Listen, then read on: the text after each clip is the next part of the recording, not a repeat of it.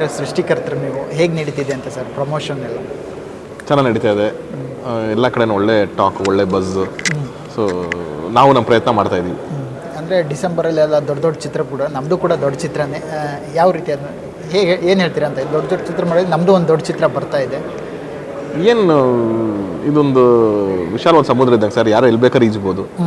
ಅದೇನು ತುಂಬ ಥ್ರೆಟ್ ಥರ ನನಗೇನು ಅನ್ನಿಸ್ತಾ ಇಲ್ಲ. ಅದು ಯಾವುದನ್ನು ಒಂದೇ ವಾರದಲ್ಲಿ ಎರಡೆರಡು ದೊಡ್ಡ ದೊಡ್ಡ ಚಿತ್ರಗಳು ಬಂದು ಹಿಟ್ಟಾಗಿರೋ ಉದಾಹರಣೆಗಳು ತುಂಬ ಇದೆ. ಸೊ ಅಂಥದ್ರಲ್ಲಿ ಏನದು ಅದು ನಮಗೇನು ವರಿ ಅಂತಲೇ ಅನ್ನಿಸ್ತಾ ಇಲ್ಲ. ಅದು ಅಂದರೆ ಈ ಡಿಸೆಂಬರ್ ನಮಗೆ ಒಂಥರ ನಮ್ಮ ಇಂಡಸ್ಟ್ರಿಗೆ ಒಂಥರ ಲಕ್ಕಿ ಅಂತಲೇ ಹೇಳ್ಬೋದೇನೋ ಅಲ್ಲ? ಈ ಡಿಸೆಂಬರ್ ಬಂದು ಎಲ್ಲ ನಾವು ಮೊನ್ನೆ ಯಾವುದೋ ಒಂದು ಪೇಪರ್ ಆರ್ಟಿಕಲ್ ಓದಿದಾಗಲೇ ಗೊತ್ತಾಗಿದೆ ನನಗೆ.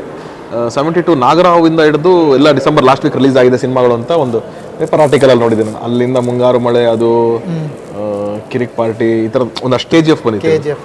ಸೊ ಆ ಥರದ್ದು ಒಂದಷ್ಟು ಸಿನಿಮಾಗಳು ಡಿಸೆಂಬರ್ ಕೊನೆ ವಾರದಲ್ಲಿ ಬಂದಿದೆ ಅಂತ ಖುಷಿ ಅಲ್ವಾ ಸರ್? ಕನ್ನಡ ಚಿತ್ರರಂಗದಲ್ಲಿ ಯಾವಾಗ ಬಂದರೂ ಸಿನಿಮಾಗಳು ಹಿಟ್ ಆಗಬೇಕು ಅಂತ ಆಸೆ ಪಡ್ತೀವಿ ನಾವು.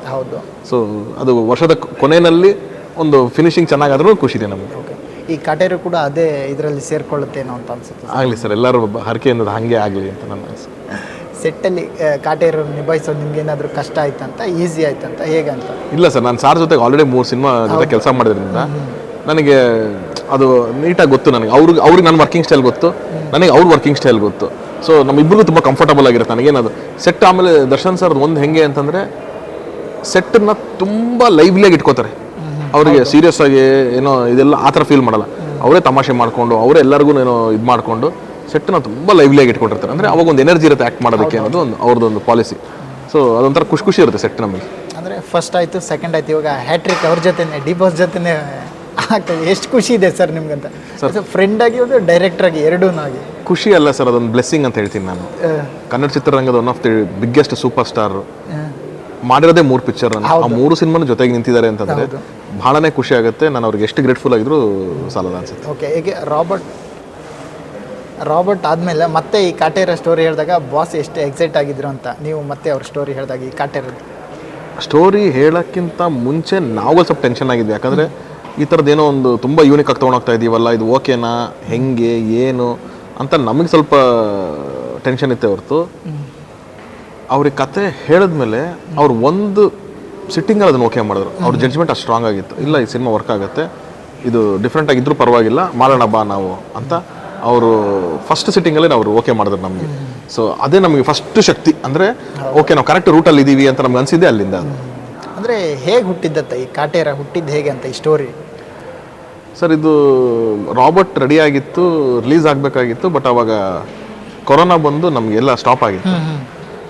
ಆವಾಗ ನಾನು ಗುರು ಶಿಷ್ಯರು ಅಂತ ಒಂದು ಸಿನಿಮಾನ ಪ್ರೊಡಕ್ಷನ್ ಮಾಡಬೇಕು ಅಂತ ಓಡಾಡ್ತಿದ್ದೆ. ಆ ಜರ್ನಿನಲ್ಲಿ ಜಡೇಶ್ ಅವ್ರು ನನ್ನ ಜೊತೆಗೆ ಇದ್ದರು. ಸೊ ಅವಾಗ ನಾವು ಗುರು ಶಿಷ್ಯರೆಲ್ಲ ಮುಗ್ದಿತ್ತು, ಇನ್ನೇನು ಅಂದಾಗ ನಾನು ದರ್ಶನ್ ಸರ್ದು ನೆಕ್ಸ್ಟ್ ವರ್ಕ್ ಮಾಡಬೇಕು ಅಂತ ವರ್ಕ್ ಮಾಡ್ತಿದ್ದೀನಿ. ಒಂದಷ್ಟು ಲೈನ್ಸ್ ಇದೆ ನೋಡಿ ಹಿಂಗೆ ಅಂತ ಅವಾಗ ಮಾತಾಡ್ತಾ ಇದ್ವಿ, ಕೆಲವು ಲೈನ್ ಡಿಸ್ಕಷನ್ ನಡೀತಾ ಇತ್ತು. ಅಲ್ಲಿ ಜಡೇಶ್ ಅವರು, ಸರ್ ಈ ಥರದೊಂದು ಘಟನೆ ನಡೆದಿದ್ದು ನನಗೆ ಗೊತ್ತಿದೆ, ಇದು ನೋಡಿ ಸರ್ ಏನಾದರೂ ಹೆಲ್ಪ್ ಆಗುತ್ತಾ ಅಂತಂದಾಗ, ತುಂಬ ಚೆನ್ನಾಗಿದೆ ಜಡೇಶ್, ಇದು ಇಟ್ಕೊಂಡು ಲೈನ್ ವರ್ಕ್ ಮಾಡೋಣ ಬನ್ನಿ ಅಂತಂದ್ಬಿಟ್ಟು. ಸೊ ಅಲ್ಲಿಂದ ಆ ಪ್ರೋಸೆಸ್ ಶುರುವಾಗಿದ್ದು.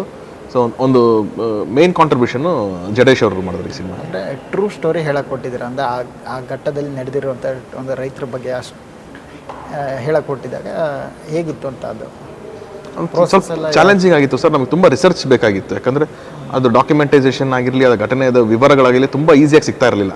ಸೊ ಅದ್ರ ಹಿಂದೆ ಒಂದು ದೊಡ್ಡ ರಿಸರ್ಚ್ ಆಯಿತು. ಆ್ಯಂಡ್ ನನಗೊಂದು ಅದ್ಭುತವಾದ ಡೈರೆಕ್ಷನ್ ಡಿಪಾರ್ಟ್ಮೆಂಟ್ ಇತ್ತು. ಸೊ ಅವರು ಅಷ್ಟು ಬ್ಯೂಟಿಫುಲ್ಲಾಗಿ ಅದನ್ನೆಲ್ಲ ಹುಡುಕಿ ಒಂದು ಡೀಟೇಲ್ ಮಾಡಿ ಒಂದು ಅದ್ರ ಬಗ್ಗೆ ಒಂದು ಟೆಕ್ಸ್ಟ್ ಬುಕ್ ಥರ ಮಾಡಿಕೊಂಡು ಆಮೇಲೆ ನಾವು ಅದು ಫೈನಲ್ ಮಾಡಿದ್ದು. ಈ ಕತೆ ಮೇಲೆ ನೀವು ಜಡೇಶ್ ಅವರು ಒಂದು 6 ಮಂತ್ ವರ್ಕ್ ಮಾಡಿದ್ದೀರಾ ಅಂತ ಹೇಳ್ತಿದ್ರು. ಕತೆ ಅದ್ರ ಬಗ್ಗೆ ಹೇಳೋದಾದ್ರೆ ಏನು ಹೇಳ್ತೀರಾ ಅಂತ? 6 ಮಂತ್ ಅಂದರೆ ಆ ಲಾಕ್ಡೌನ್ ಪೀರಿಯಡಲ್ಲಿ ಶುರುವಾಗಿದ್ದು ನಮ್ಗೆ. ಅಲ್ಲಿಂದ ಯೂಶಲಾಗಿ ಏನಾಗುತ್ತೆ, ಒಂದು ಕಥೆಯದು ಒಂದು ಲೈನು, ಒಂದು ಐಡಿಯಾ ಸಿಕ್ಕಿದಾಗಲೇ ಡಿಸ್ಕಸ್ ಮಾಡಿಬಿಡ್ಬೋದು. ಬಟ್ ಈ ಕತೆ ನಾವು ಫುಲ್ ಸ್ಕ್ರಿಪ್ಟ್ ಲಾಕ್ ಆಗೋ ತನಕನೂ ಅದು ನಮ್ಮನ್ನು ಕರ್ಕೊಂಡು ಹೋಯಿತು.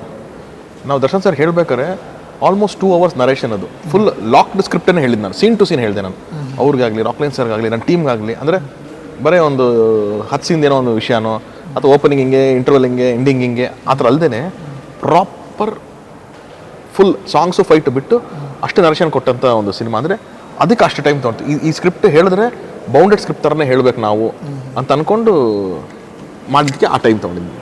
ನಮ್ಮದು ಈ ಡಿ ಬಾಸ್ ಫ್ಯಾನ್ಸ್ ಅಂದರೆ ಅಭಿಮಾನಿಗಳಿಗೆ ಯಾವ ರೀತಿ ಸಿನಿಮಾ ಬೇಕಂದಾಗ ಅದು ನೀವು ಮಾತ್ರ ಅದನ್ನು ಅರ್ಥ ಮಾಡ್ಕೊಂಡ್ರೆ ಅಂದರೆ ನಿಮ್ಮಿಂದ ಮಾತ್ರ ಆ ಚಿತ್ರ ಬರೋಕ್ಕೆ ಸಾಧ್ಯ ಅಂತ ಅನ್ಸುತ್ತೆ ಅಂತ ನಿಮಗೆ. ಅಂದರೆ ನಮಗೆ ಕೂಡ ನಮ್ಮ ಬಾಸ್ನ ಯಾವ ರೀತಿ ನೋಡಬೇಕಂತ ಹೇಳಿದಾಗ ಅದು ನಿಮ್ಮ ಚಿತ್ರದಲ್ಲಿ ನಾವು ಅದೇ ರೀತಿ ನೋಡ್ಬೋದು ಅಂತ ಅನಿಸುತ್ತೆ ನಮಗೆ ನೋಡಿದಾಗ. ನಿಮ್ಗೆ ಏನು ಅನಿಸುತ್ತೆ ಅಂತ? ನನಗೆ ನಾನು ಅವರು ಮೊದಲನೇ ಸಿನಿಮಾ ಅವರು ಮೆಜೆಸ್ಟಿಕ್ ಮಾಡಬೇಕಾದ್ರಿಂದ ನಾನು ಸ್ನೇಹಿತನಾಗ ಜೊತೆಗೆ ಬರ್ತಾ ಇದ್ದೆ. ಸೊ ನನಗೆ ಗೊತ್ತು ಅವರ ಪೊಟೆನ್ಷಿಯಲ್ ಏನು, ಅವ್ರಿಗೆ ಏನು ಸ್ಟ್ರೆಂತ್ಸು ಅದೆಲ್ಲ ನಂಗೆ ಗೊತ್ತಿರೋದ್ರಿಂದ. ಆಮೇಲೆ ನಾನು ಅಲ್ಲಿಂದ ಅವ್ರು ಅಷ್ಟು ಸಿನಿಮಾಗಳು ನೋಡ್ಕೊಂಬಂದಿದ್ದೀವಿ, ಫಸ್ಟ್ ಶೋಗಳು ನೋಡಿದ್ದೀವಿ, ಅದು ಸೆಲೆಬ್ರೇಟ್ ಮಾಡ್ಕೊಂಬಂದಿದ್ದೀವಿ.